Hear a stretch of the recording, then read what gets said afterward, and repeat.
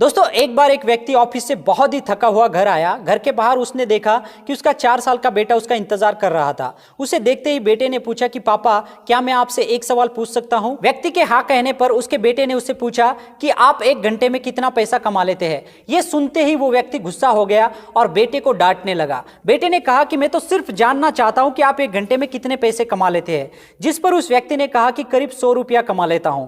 फिर बेटे ने पूछा कि क्या आप मुझे 50 रुपया दे सकते हैं। इस बात पर उस व्यक्ति का गुस्सा और बढ़ गया और उसने अपने बेटे को डांटते हुए कमरे में जाने को कहा।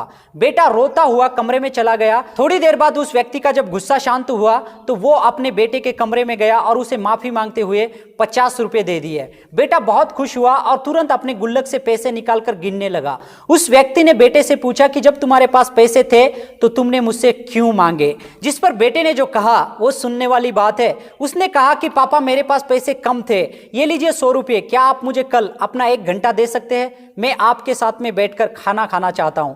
दोस्तों ये छोटी सी कहानी हमें यह सिखाती है कि जिंदगी में कभी भी इतने बिजी मत हो जाओ कि परिवार के लिए आपके पास में समय ही ना बचे।